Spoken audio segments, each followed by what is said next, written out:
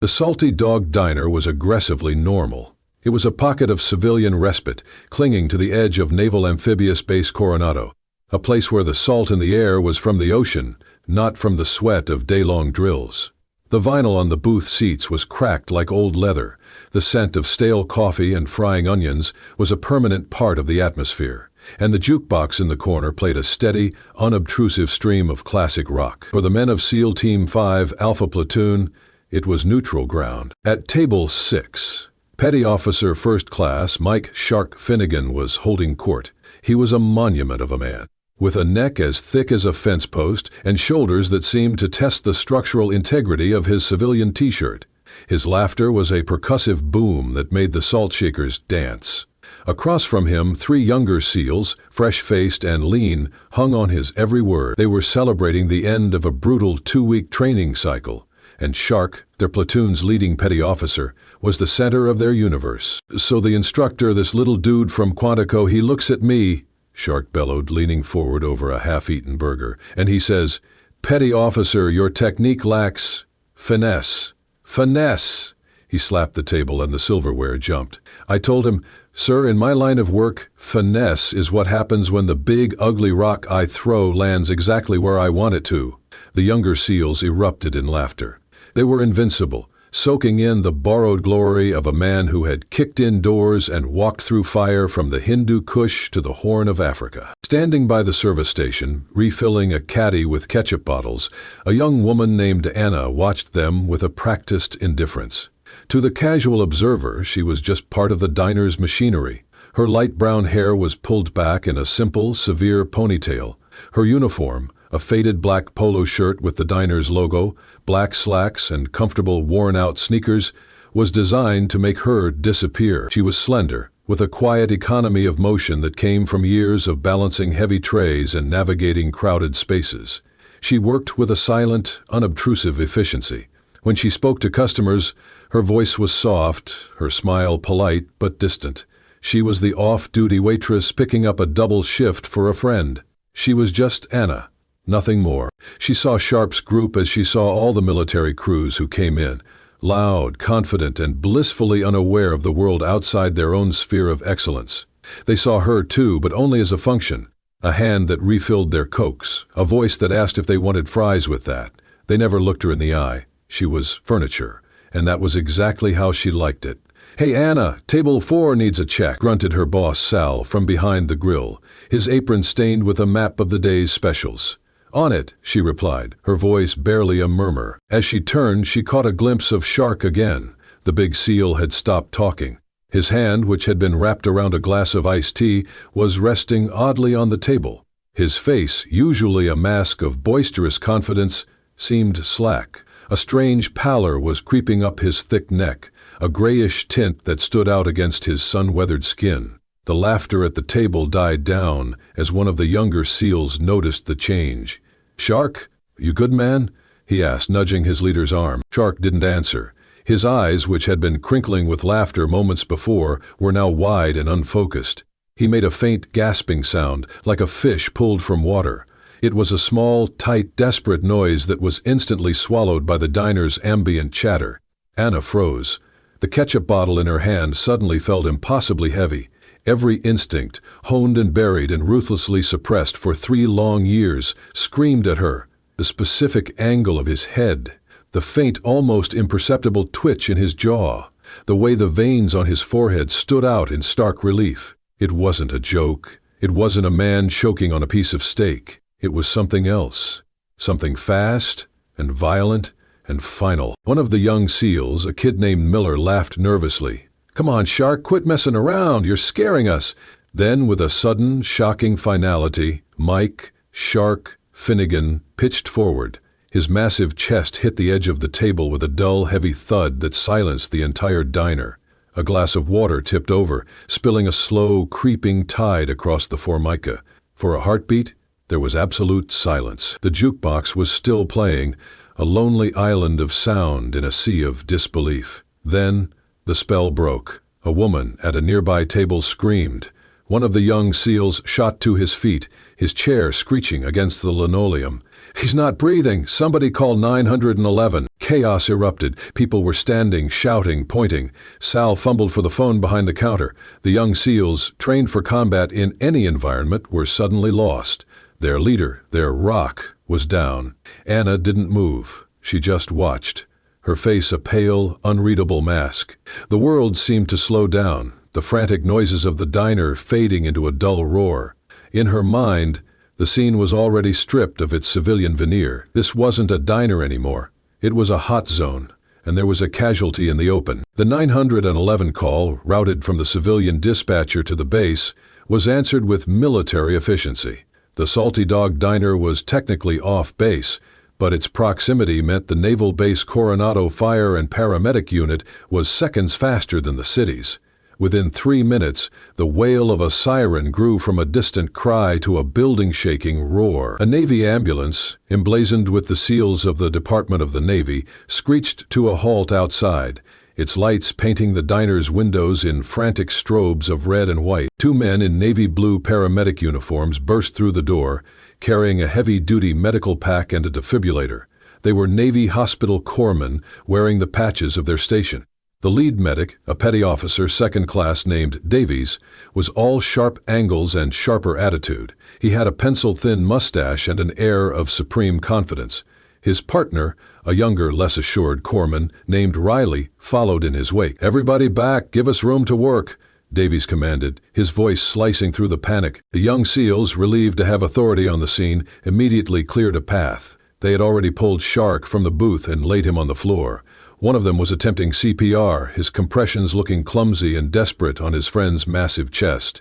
"Out of the way, I've got it," Davies said, not unkindly but with firm finality, nudging the young SEAL aside. Anna watched from her station, silent and still. Sal, her boss, hustled over to her. "Anna, get in the back, stay out of their way, this is bad for business." She started, but the words died in her throat. She gave a slight nod and retreated a few steps, but she didn't go to the back. She couldn't. She leaned against the service counter, partly obscured by a large coffee machine, and watched the scene unfold with an unnerving, analytical calm. Davies was a whirlwind of practiced motion. He ripped open Shark's t-shirt, exposing a broad, muscled chest adorned with the iconic SEAL trident tattoo. "Riley, get me a line, 18 gauge, and push one of epi as soon as you're in." "On it," Riley responded, his hands already working to uncap a needle and tie an IV tourniquet around Shark's bicep. Davies slapped the defibrillator pads onto Shark's chest and back. "Charging to 200, he announced to the room. The machine whined, building its life-giving charge. "Clear!" Shark's body arched violently off the floor as the electricity surged through him. He landed with a dead-weight thud. Davies' eyes darted to the small screen on the defibrillator. "Still in V-fib. Compressions." Riley, having trouble finding a vein on the SEAL's muscular arm, grunted in frustration. "I can't get this vein to pop, it's rolling on me." "Then get the I.O. kit," Davies snapped, not looking up from his task. He was focused, in the zone. "Drill him if you have to.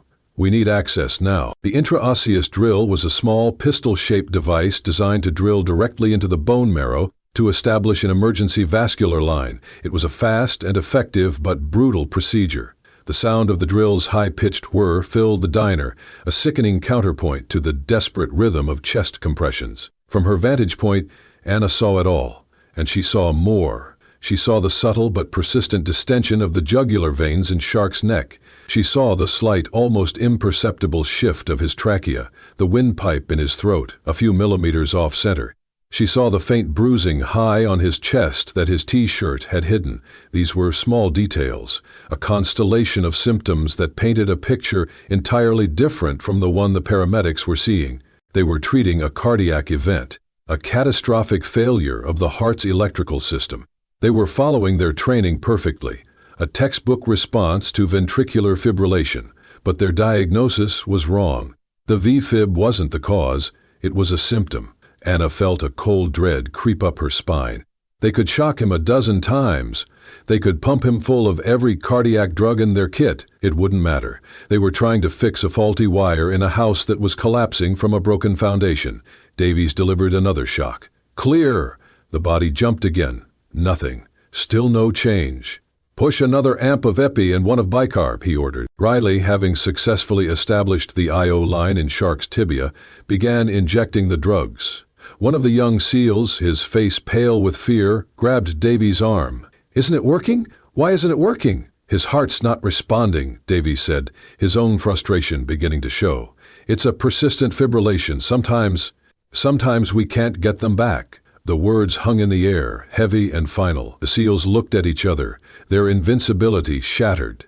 Their leader, a man who had survived bombs and bullets, was dying on the dirty floor of a diner because his own heart had betrayed him. Anna pushed off the counter. She took one step forward, then another. Her mind was a raging torrent, a war between the life she had chosen and the one she had left behind. "Stay out of it. It's not your place. It's not your problem anymore." But then she looked at Shark's face, at the gray, waxy pallor of death that was already settling in. She saw the faces of the young SEALs, their heroes reduced to helpless spectators. Then she heard a voice in her head, the calm, steady voice of her old instructor. "You are the last line. There is no one else coming." She took a deep breath, the smell of burnt coffee filling her lungs, and walked toward the center of the chaos. Anna moved with a purpose that made people instinctively step aside. The small crowd of onlookers, Sal, even the shell-shocked SEALs, parted for her as she approached the frantic scene at Table 6. She didn't run. Her pace was deliberate, her face devoid of the panic that had infected everyone else. She stopped just behind Petty Officer Davies, who was preparing the defibrillator for a third shock. "Stop," Anna said. Her voice was not loud, but it had a strange, resonant quality. It cut through the noise, the beeping of the monitor, Riley's grunts of exertion, the anxious muttering of the crowd. For a moment everyone froze. Davies turned his head, his eyes blazing with irritation. He saw the waitress, the quiet girl who'd taken his own order not 30 minutes ago. "Ma'am, I need you to step back, right now. This is a medical emergency." "You're going to kill him," Anna stated. It wasn't an accusation. It was a simple, flat declaration of fact. Davy's face contorted in disbelief, then anger. "Excuse me? I am a trained Navy corpsman. You are a waitress. Get back before I have you removed." One of the young SEALs, the one named Miller, stepped forward. "Hey, listen to him. Let the professionals work." Anna's gaze didn't waver from Davies. She ignored the SEAL completely. "You're treating for cardiac arrest, but the arrhythmia is a secondary effect. It's not the primary cause of failure." Davies stared at her as if she'd just started speaking in tongues. "Secondary effect? What are you talking about? I have PEA degrading to V-fib on the monitor. It's a classic presentation." "It's not," Anna insisted, taking another step closer. She pointed a steady finger at Shark's neck. "Look at his jugular. His jugulars are blown, and his trachea is deviating to the left. Can't you see?" Riley, the younger medic, glanced from his work to Shark's neck and then back at his monitor, a flicker of uncertainty on his face. He'd been so focused on the IV and the drug protocol that he hadn't taken a moment to reevaluate the physical signs.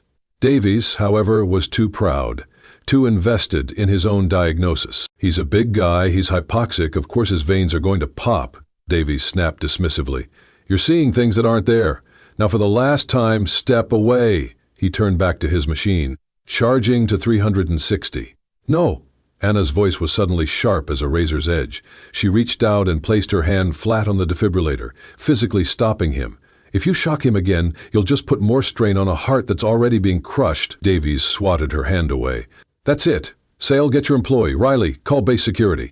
But before anyone could move, Anna knelt beside Shark's head, her movements fluid and precise.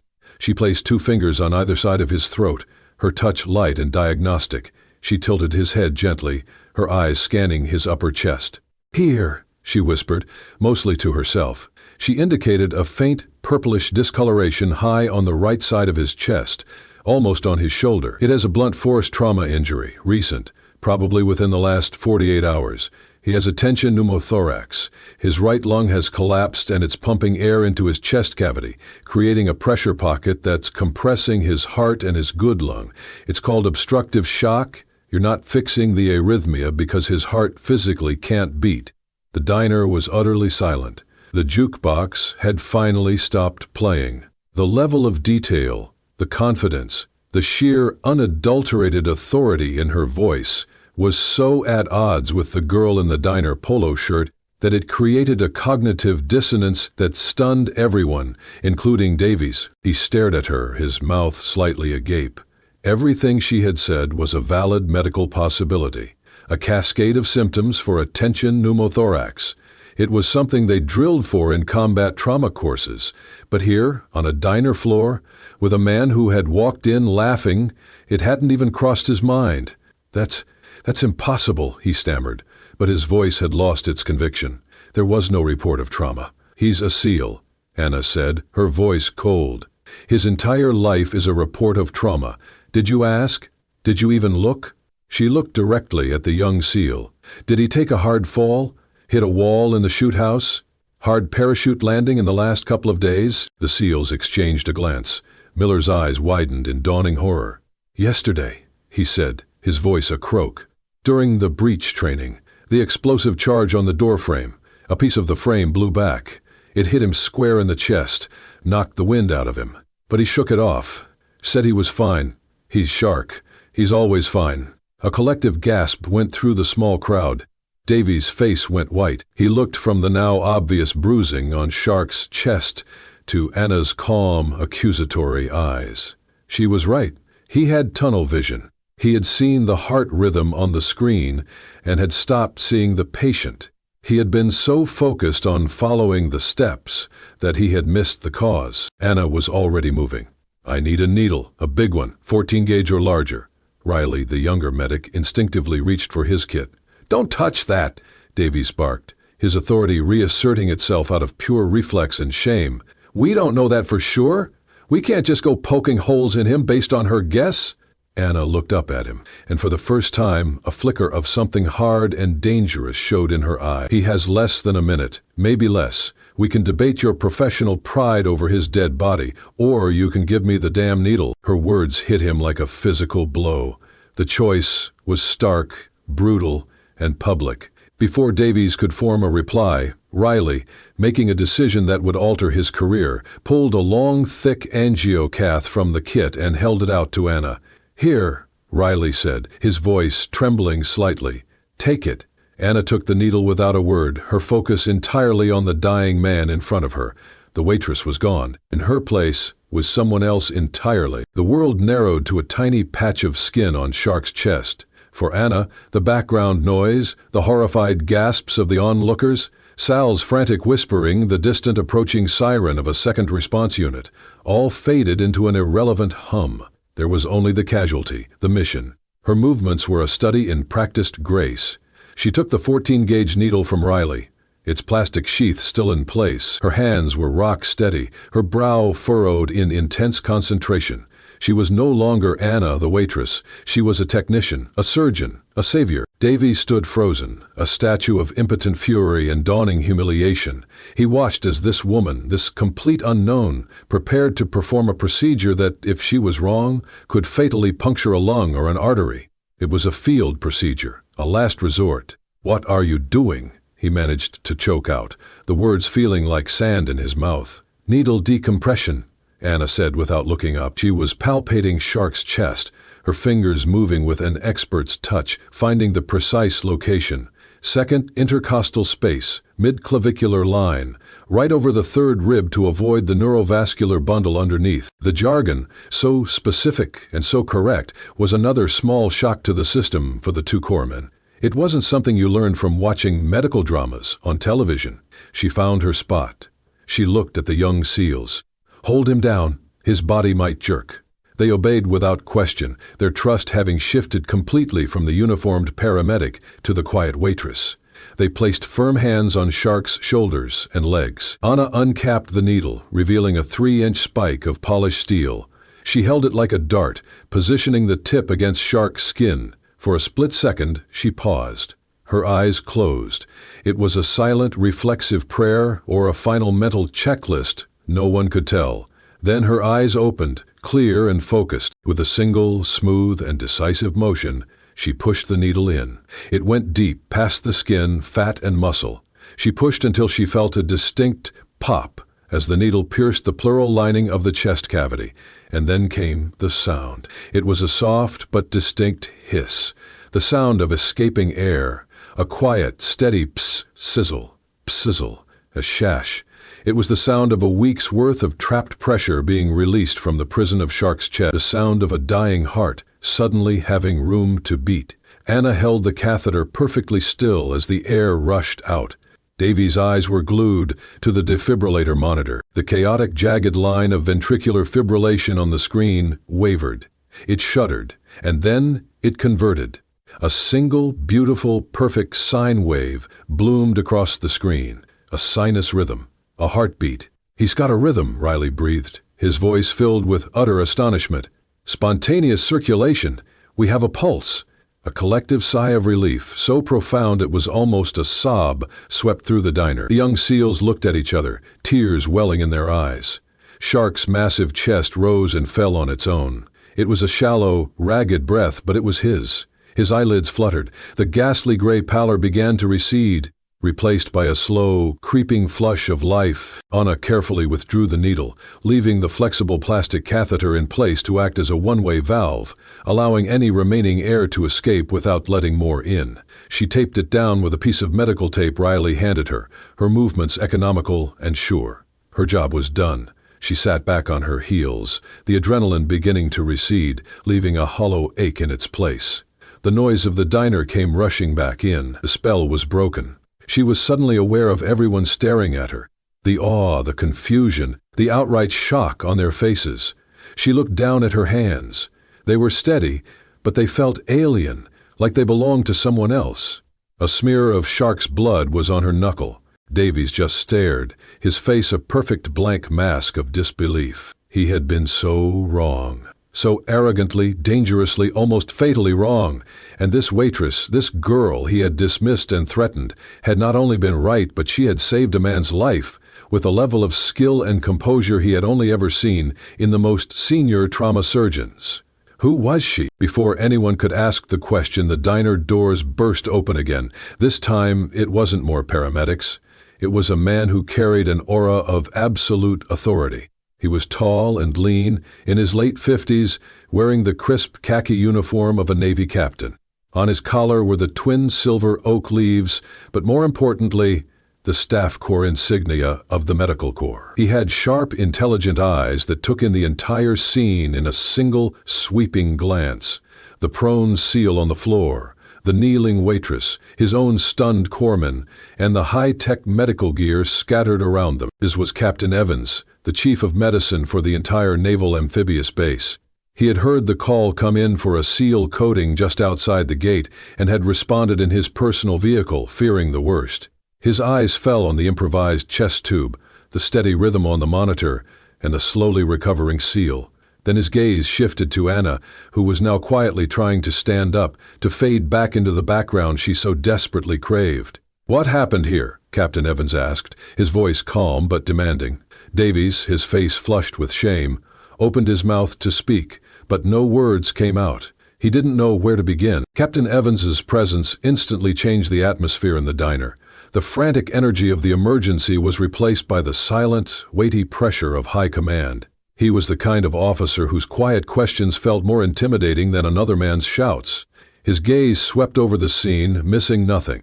He noted the discarded defibrillator pads, the IO drill still resting near Shark's leg, and the expertly placed and secured chest catheter. His eyes, sharp and analytical, finally settled on Anna.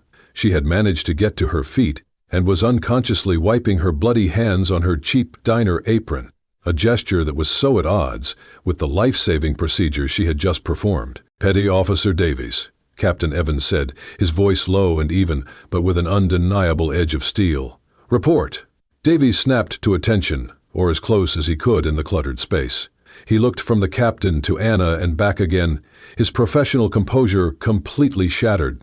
"Sir," Davies began, his voice strained, "we responded to a call for a man-down cardiac arrest. We found the patient, Petty Officer Finnegan, unresponsive, no pulse. Monitor showed V-fib.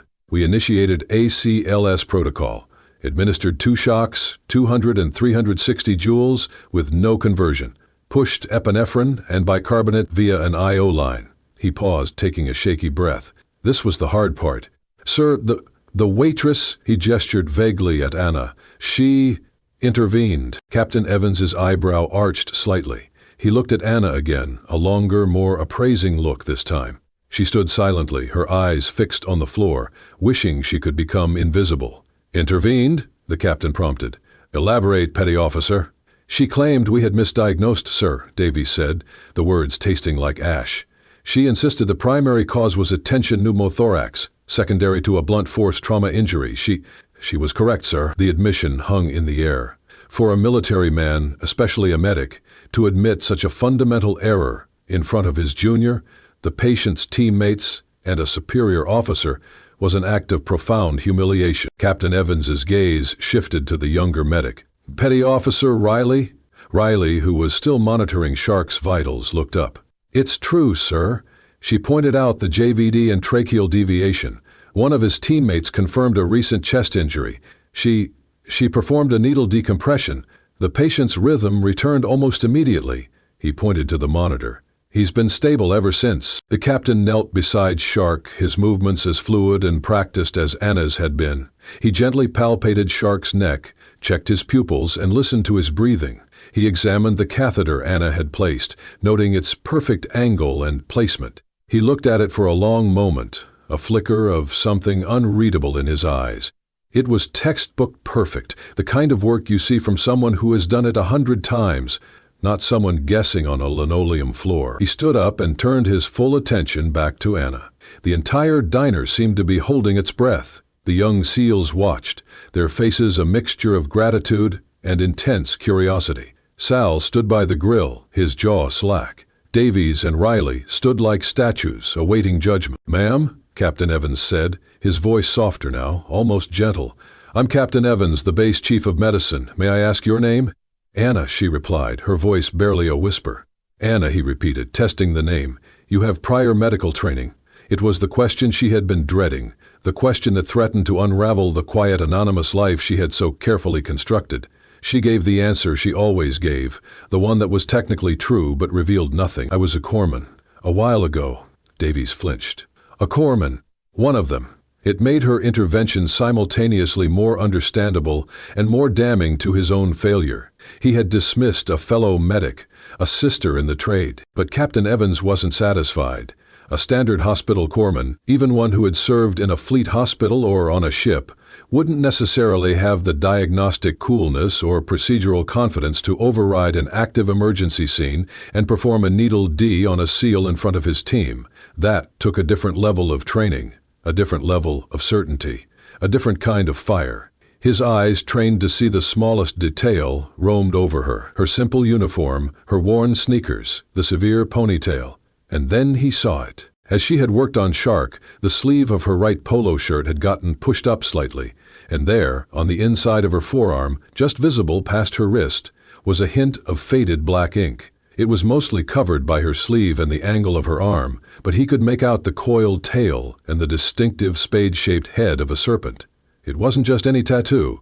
It was a specific, highly coveted, and rarely seen piece of ink. The captain's professional demeanor momentarily cracked. A look of profound, unadulterated shock washed over his face. His eyes widened, and he took an involuntary step back, as if he'd just seen a ghost. The entire room saw the change in him. The young SEALs, Davies, Riley, they all saw the high-ranking, unflappable captain recoil from the sight of a simple tattoo on a waitress's arm. He stared at the tattoo, then back at her face, seeing her for the first time. Not as a waitress, not even as a former corpsman. He was seeing a ghost from a world very few even knew existed, a world of pain, shadow, and unbelievable medical expertise forged in the crucible of special operations. His voice, when he finally spoke again, was different. The tone of a superior officer addressing an unknown civilian was gone. It was replaced by something else entirely. Awe, and a deep respect that bordered on reverence. A corpsman, he repeated, his voice now a low, hushed murmur. He looked from the tattoo to her calm, guarded eyes. What was your specialty? Anna hesitated. She pulled her sleeve down reflexively, a futile gesture. The secret was already out, at least to the one man in the room who could understand it. "Sir," she said quietly, her training kicking in, the instinct to defer to his rank at war with her desire for anonymity. "That's complicated." "I see," Captain Evans said slowly, though it was clear he saw much more than that. He knew. Captain Evans held Anna's gaze for a long, silent moment. The rest of the diner seemed to fade away, becoming a blurred, out-of-focus backdrop to the intense, unspoken communication happening between the decorated Navy captain and the young woman in the server's uniform. To everyone else, his reaction was baffling. It was just a small tattoo. Many sailors had tattoos. But to the captain, that coiled serpent was a sigil. It was a key that unlocked a door to a room most of the military didn't even know had been built. He broke the silence, his voice now carefully neutral, but laced with a profound understanding. "Petty Officer Davies, Petty Officer Riley," he said, not taking his eyes off Anna. "Get Petty Officer Finnegan prepped for immediate transport to the base hospital. I want a full trauma workup waiting for him. And I want a formal report on my desk by 800 tomorrow, detailing every action taken, from the moment you arrived on scene. Understood?" "Sir, yes, sir." Davies and Riley responded in unison, their voices tight. They moved with renewed purpose, their earlier fumbling replaced by a desperate need to perform their duties flawlessly. They were professionals, and despite the stunning rebuke, they had a patient to care for. They efficiently loaded Shark onto a gurney that had been brought in, his life saved, but his future, and theirs, uncertain. As they wheeled the gurney toward the door, one of the young SEALs, the one called Miller, paused. He looked at the captain, then at Shark's stabilized form, and then he turned to Anna. His face, which had been a mask of arrogance and then terror, was now filled with a humbling, dawning gratitude. "Ma'am," he said, the word ma'am now carrying a weight it hadn't before. We thank you. You saved his life." The other two SEALs nodded in solemn agreement, their eyes wide with respect. Anna simply nodded, accepting their thanks with a quiet grace, but her eyes were still wary. She watched them leave, following the gurney out into the flashing red and white lights. The diner was suddenly quiet again, emptied of its frantic energy. Only Anna, Captain Evans, and Sal remained. Sal, who had been hiding behind his grill, finally crept out, wiping his sweaty hands on a rag. Is he going to be okay?" he asked the captain. "He has an excellent chance, thanks to this young lady," Captain Evans said, turning his gaze back to Anna. He gave Sal a polite, dismissive nod. "If you'll excuse us, I need to have a word with your employee." It was an order, not a request. Sal nodded quickly and retreated back to the safety of his kitchen, leaving the two of them alone in the middle of the dining room. Captain Evans took a step closer to Anna. He was no longer speaking as a captain to a civilian, but as one professional to another, acknowledging a shared, hidden world. "I haven't seen one of those in a very long time," he said softly, gesturing toward her covered forearm. "Not on this side of the water. Last time was in Kandahar. A Marine recon unit had a specialist attached to them. He walked through a minefield to get to a wounded Marine, did a field amputation with nothing but a K-bar and a half roll of duct tape, saved the man's leg and his life." Anna remained silent, her face a carefully constructed wall of neutrality. She knew what he was doing. He was telling her he understood. He was speaking the language. "They are a rare breed," the captain continued, his voice full of admiration. "Hospital corpsmen who go through the recon pipeline, then get selected for SARC. Special Amphibious Reconnaissance Corpsmen, more trauma training than most ER doctors, more field experience than any paramedic. They are the finest battlefield medics in the world. They call them recon docs, or devils in baggy pants." He paused, his eyes searching hers. "But that tattoo, that specific version with the double coil, that's not even standard SARC, is it? That's from the advanced curriculum, the special projects group that cross-trains with the development group." He had said the magic words. Development group. DV Gelgru, the official, classified name for the unit the world knew as SEAL Team 6, the best of the best. A SARC who had trained with them was not just elite. They were practically a myth, a ghost, an operator whose primary function was to bring other operators back from the dead. Anna finally broke her silence. Her shoulders sagged almost imperceptibly, the fight to maintain her cover finally lost to someone who knew all the signs.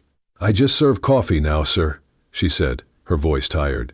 It was a plea to be left alone, to be allowed to keep her simple, quiet life. "Do you?" the captain asked gently. "A few minutes ago you performed a flawless needle thoracostomy on a SEAL who was minutes from death, and you did it while my own trained medics were actively trying to stop you. You didn't just serve coffee today, Corpsman. You reminded us what a true, quiet professional looks like." He used the title Corpsman not as a question but as a statement, a sign of respect. He was acknowledging her past, her tribe, her incredible skill. "What's your name and rate?" he asked, his voice now official. She hesitated for a long moment. The name Anna felt like a costume she could no longer wear. She straightened her posture, a subtle shift, but one that changed her entire bearing. She was no longer a slouched waitress. She was standing at a form of parade rest. "Petty Officer, Second Class Anna Hayes, sir," she said, her voice clear and steady. "Hospital Corpsman, formerly attached to 2nd Marine Reconnaissance Battalion, then reassigned." "Reassigned," Captain Evans repeated, understanding the euphemism for the classified world she had inhabited. "Well, Petty Officer Hayes, it seems Coronado owes you a debt of gratitude." He looked around the messy diner, at the spilled drinks and discarded medical wrappers. "Somehow, I don't think you're going to be serving coffee here for much longer." The next morning, the Salty Dog Diner was closed. A simple, handwritten sign on the door read, "Closed for cleaning." Inside, Sal was scrubbing the floor where Shark had lain, trying to erase the memory of the previous evening. The event had been the most exciting and terrifying thing to happen in his diner in 20 years of business. At the Naval Amphibious Base Hospital, a few miles away, Petty Officer First Class Mike Shark Finnegan was awake. He was groggy, his chest ached with a deep, profound soreness, and he had a thick plastic tube sprouting from his side, but he was alive. The doctors had told him the story, a fractured narrative pieced together from his teammates and the official report. They told him about the V-fib, the failed shocks, and the tension pneumothorax that had nearly killed him, and they told him about the waitress.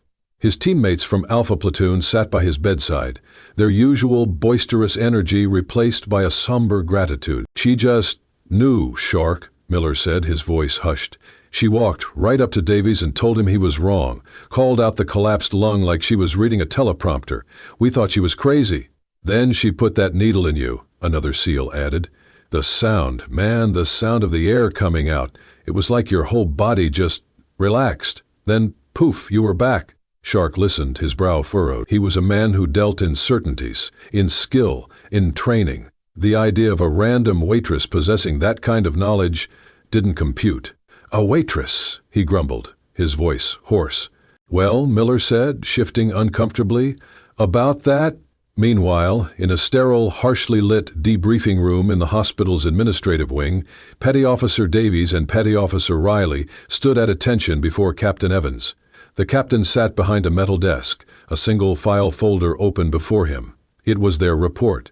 Captain Evans looked at them, his face unreadable. "I have read your report. I have spoken with Petty Officer Finnegan's platoon. I have reviewed the telemetry from your monitor." He closed the folder with a soft, final thud. "Petty Officer Davies," he said, "you are an experienced corpsman. You have an exemplary record. But yesterday you failed. You failed to listen, you failed to observe, and you failed to adapt. Your tunnel vision nearly cost a good man his life. Your arrogance nearly prevented his rescue. The only reason you are not facing a full review board for dereliction of duty is because, in the end, you had the good sense to stand aside and let someone with superior knowledge take over. Do you understand me?" "Sir, yes, sir," Davies said, his face pale, his eyes fixed on the far wall. The shame was a physical weight, pressing down on him. "Petty Officer Riley," the captain continued, his tone softening slightly, "you showed a moment of critical judgment. You questioned authority in a life-or-death situation and made the right choice. You gave her the needle. That took courage. It's a quality that will serve you well. Don't ever lose it." "Thank you, sir," Riley mumbled, immensely relieved. "Both of you will be assigned to remedial trauma response training for the next month," the captain declared. "You will go back to basics. You will learn to see the patient, not just the monitor. You will relearn how to perform a needle decompression until you can do it in your sleep. and you will remember what happened at the Salty Dog Diner for the rest of your careers. You are dismissed." The two corpsmen offered a crisp salute, turned and marched out of the room, leaving Captain Evans alone with the report. He opened it again, but he wasn't looking at Davies's typed words. He was thinking about Anna Hayes. He had made a few calls after leaving the diner, quiet calls to old friends in high places. He'd had to pull on strings that hadn't been touched in years. He'd started with her name and the words, "Reassigned Sark." The resistance he met was immediate. Her file was flagged, buried under so many layers of classification that even his rank as a captain barely got him past the first firewall. But he was persistent, and when he finally reached a rear admiral he knew at SOCOM, the Special Operations Command, he got his answer. It wasn't a full file. It was a single, terse and chilling sentence. "Petty Officer Hayes is on the inactive list for a reason, John. She's a protected asset. Advise you stand down." Protected asset. The word sent a shiver down his spine. It meant she wasn't just a former operator. She was something more. Someone they were deliberately keeping hidden in plain sight. Someone whose skills were so valuable that they had buried her in a quiet, anonymous life until she was needed again. He closed the file. His plan had been to offer her a position as an instructor at the base hospital, a way to use her incredible skills. Now he understood that was impossible. He couldn't pull her back into the world she had so clearly tried to escape. And more to the point, her real bosses would never allow it.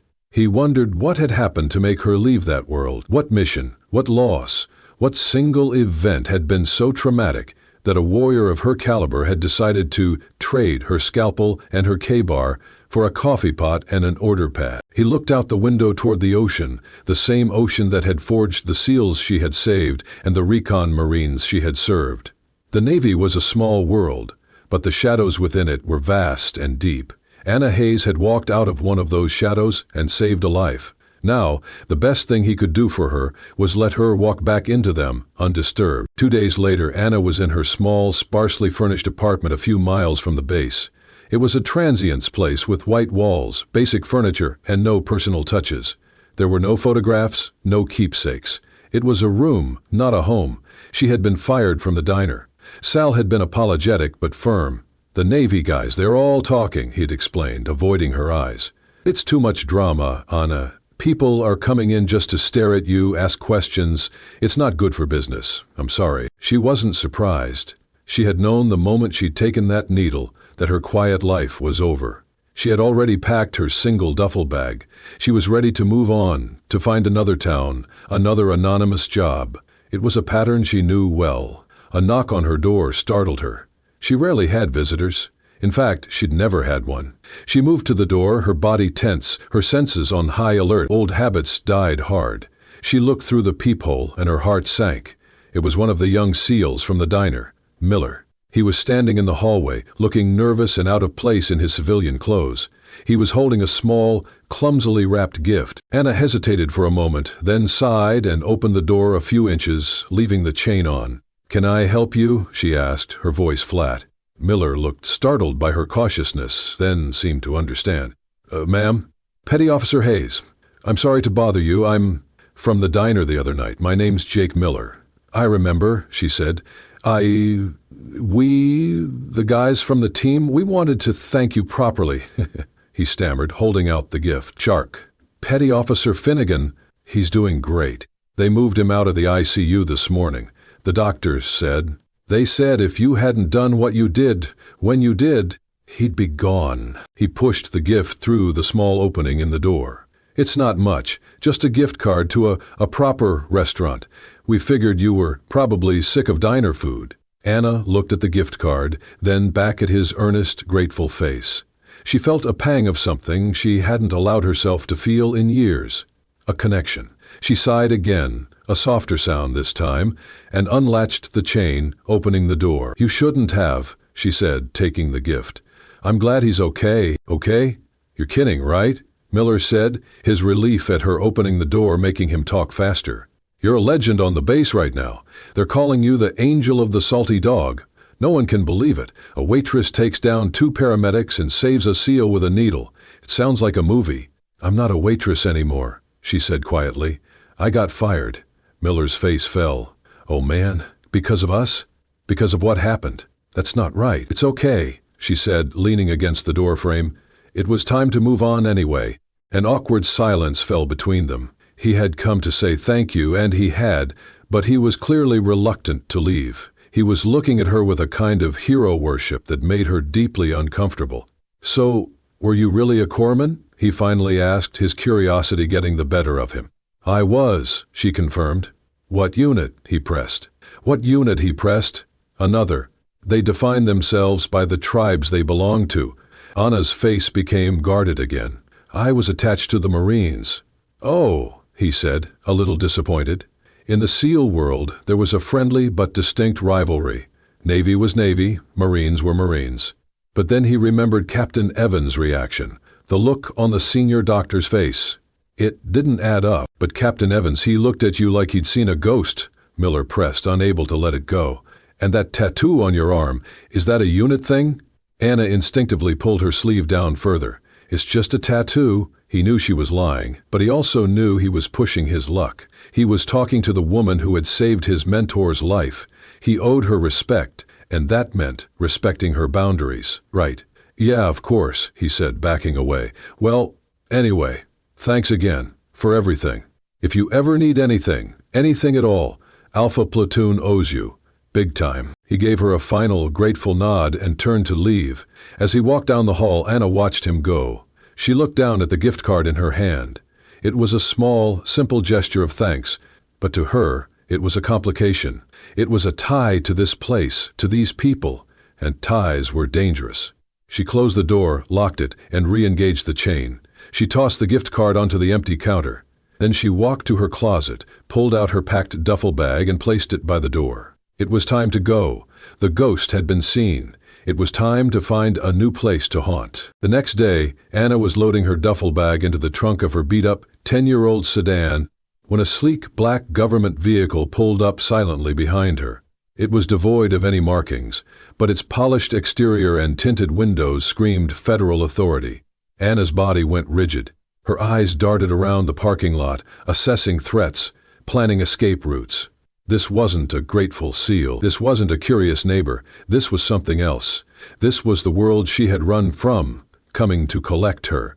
A man in a sharp, conservative suit stepped out of the passenger's side. He was in his late 40s with a runner's build, a severe haircut, and the kind of cold, intelligent eyes that seemed to analyze everything and reveal nothing. He moved with the quiet confidence of a man who was used to being in charge. "Petty Officer Hayes?" he asked. His voice was calm, professional, and not to be trifled with. "I don't know who you're talking about," Anna said, slamming her trunk shut. "My name is Anna." "We can dispense with the cover, Petty Officer," the man said, taking a step closer. He didn't seem threatening, but his presence was an undeniable show of force. "My name is Robert Morrison. I'm with the Department of the Navy. Captain Evans's inquiries about you set off a few flags. We need to have a conversation." "I'm not interested in a conversation," Anna said, turning to get into her car. "I'm leaving." "I'm afraid that's not possible at the moment," Morrison said. He held up a thin, official-looking file. "You are still technically an asset of the United States Navy. You are on the inactive Ready Reserve list, with a special designation. You can be recalled to active duty at any time, for any reason deemed essential to national security." Anna froze, her hand on the car door handle. She knew her contract. She knew the fine print she had signed in a windowless room years ago. She had hoped they would forget about her, that she could simply disappear. She had been wrong. "I'm not going back," she said, her voice low and fierce. "I did my time." "This isn't about doing time," Morrison said, patiently. "This is about a unique skill set, a skill set you demonstrated rather publicly 2 nights ago. You saved the life of a valuable Tier 1 operator. In doing so, you drew a great deal of attention to yourself, attention that we, your employers, would rather you not have." He opened the file. Inside was her photo, a younger version of her in uniform, her face hard and resolute. Beside it were pages of heavily redacted text. "Your file is extensive," Morrison said, scanning a page. "Hospital Corpsman Basic, Field Med Tech, Marine Reconnaissance Pipeline, then SARC, then the advanced courses." SEAL school graduate, top of your class, high-threat environment evasive driving, advanced close-quarters combat, and a medical surgical specialty that, on paper, doesn't even exist. You were part of a 3-person team designed for one purpose: deep field rescue and exfiltration of compromised high-value assets. You weren't just a medic, you were a one-woman rescue mission. He looked up at her. People with your resume don't get to just disappear and serve coffee, petty officer. We don't allow it. I'm out, Anna insisted, her voice trembling with a mixture of anger and fear. I finished my last tour. What happened in Somalia? I was done. Morrison's face softened for the first time, a flicker of humanity in his cold eyes. We're aware of what happened in Somalia. The debrief was thorough. You lost your entire team. You performed life-saving surgery on your team leader for 17 hours while actively taking enemy fire, and then carried him 3 miles to the extraction point. The citation for the Navy Cross you refused to accept is in this file. We know why you wanted out, and we granted it. We buried you here in this quiet life to give you time to heal. We protected your anonymity, and now you're taking it away? She shot back. You took it away when you saved that SEAL, he countered, his voice firm again. You put a spotlight on yourself. Now we have a problem. You're a known asset in an unsecured location. You can't stay here, and we can't have you driving off to another town to sling hash and wait for trouble to find you. He closed the file. So you have a choice. We can formally recall you to active duty, assign you to a non-deployable teaching position at the Joint Special Operations Medical Training Center at Fort Bragg, where we can keep an eye on you, or you can consider another option. What other option? She asked suspiciously. There's a project, Morrison said, his voice dropping slightly.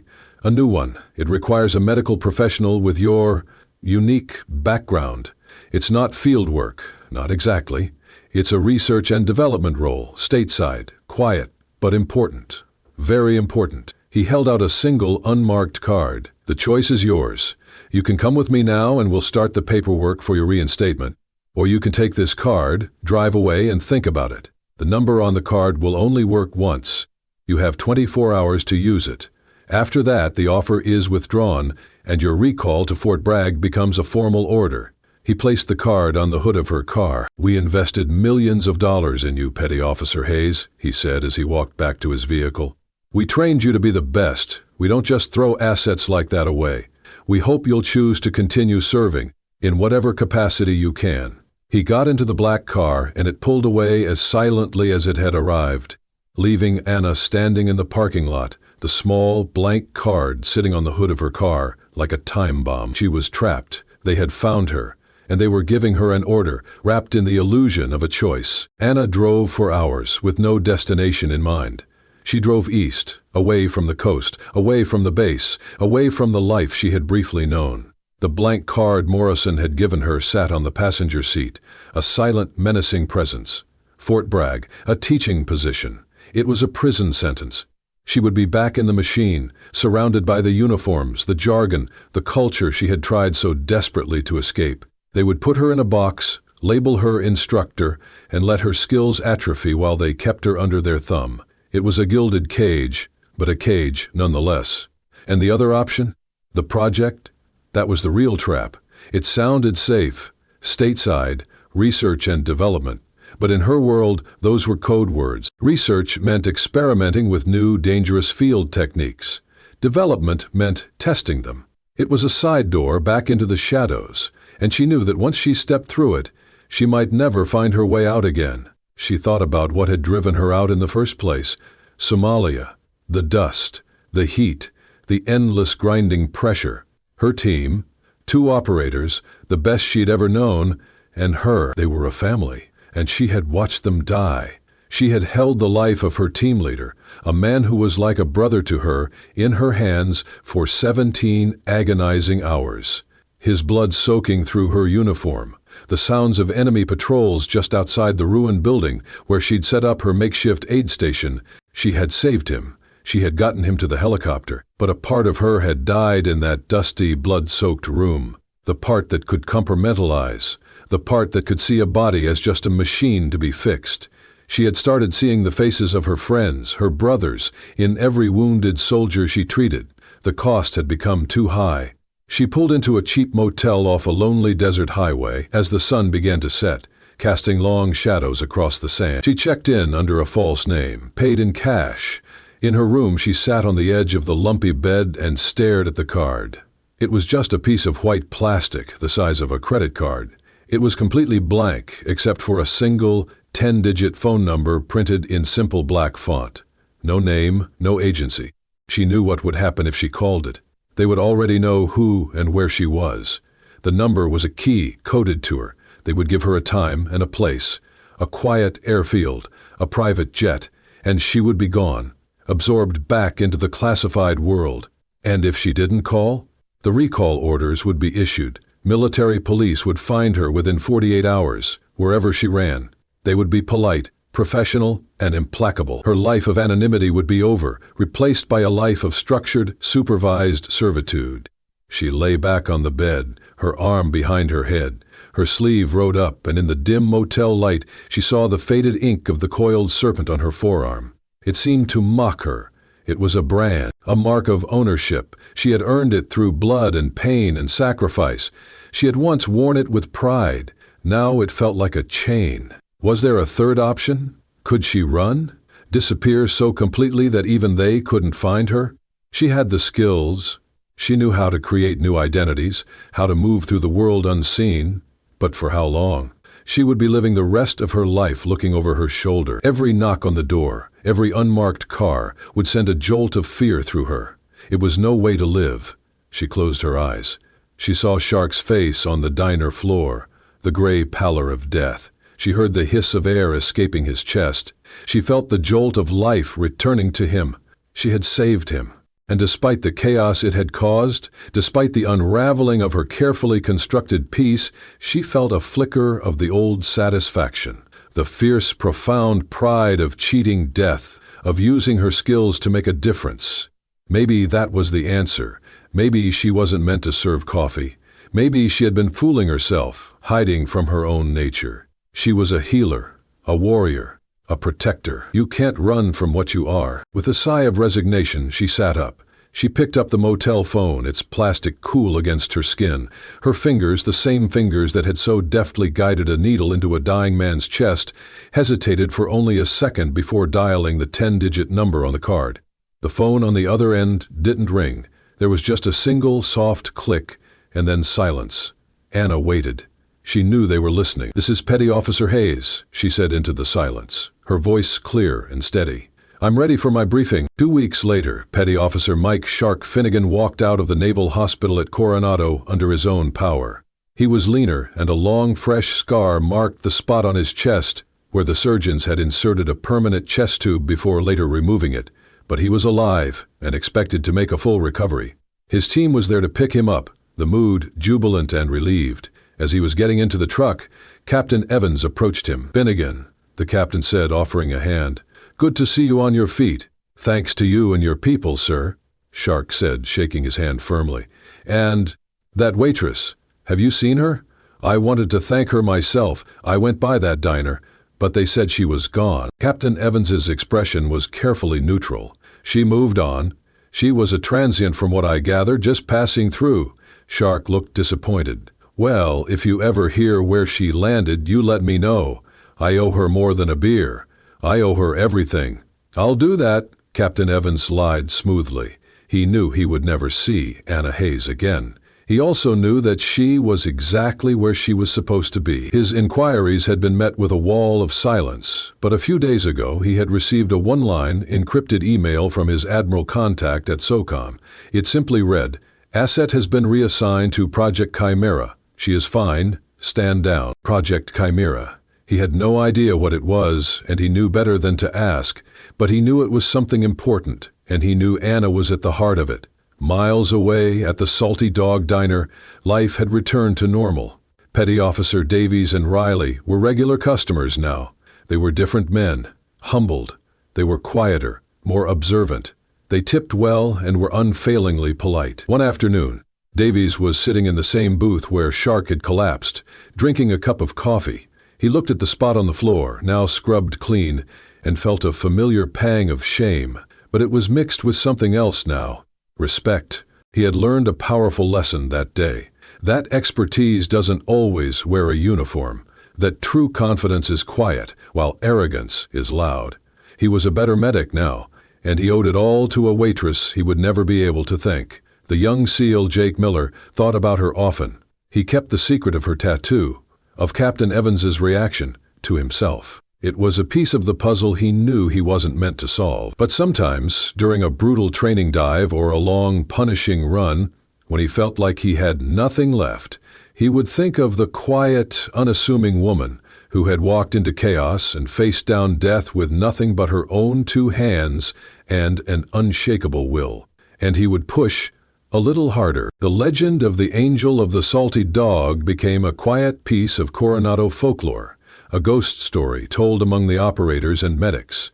A reminder that in their world, the most dangerous assets are often the ones you see every day and never truly notice. Anna Hayes stood in a vast, sterile white room that smelled of ozone and antiseptic. It was less a room and more a hangar, filled with technology she couldn't begin to identify.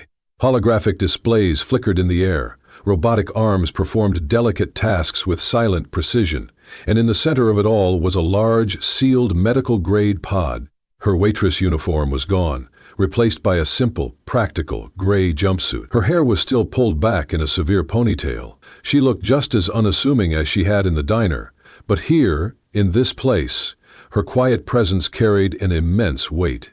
Robert Morrison, the man from the parking lot, stood beside her, his suit now replaced by a similar jumpsuit. "This is Project Chimera," he said, gesturing to the pod. "For decades, battlefield medicine has been about the golden hour, getting a wounded operator to a surgeon within 60 minutes. We want to change that. We want to make it the golden week." He looked at Anna. "The pod is a fully autonomous long-term stasis and surgical unit. It can put a patient into suspended animation, monitor their vitals at a cellular level, and perform robotic microscopic surgery in the field, all guided by an AI. But the AI needs to be taught. It needs a baseline. It needs to learn from the best field trauma specialist we have ever produced." He pointed to a comfortable-looking chair wired with a dizzying array of sensors and neural interfaces. "You won't be in the field. You'll be here. You'll be linked to the AI. You will run it through every scenario you have ever faced, every injury you have ever treated. You will teach it your instincts, your knowledge, your hands. You will pour every ounce of your experience, from the deserts of Afghanistan to the jungles of Somalia, into its neural network. You will be its teacher, its ghost, in the machine." Anna looked from the pod to the chair, and for the first time in a long time she felt a flicker of something that wasn't fear or exhaustion. It was purpose. This wasn't a prison. It wasn't a punishment.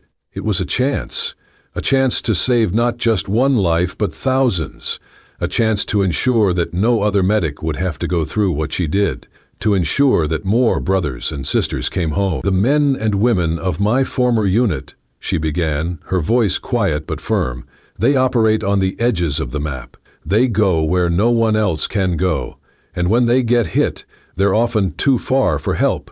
This could change that." "That's the hope," Morrison confirmed.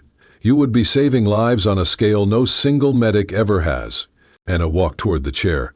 She ran her hand over its cool, smooth surface.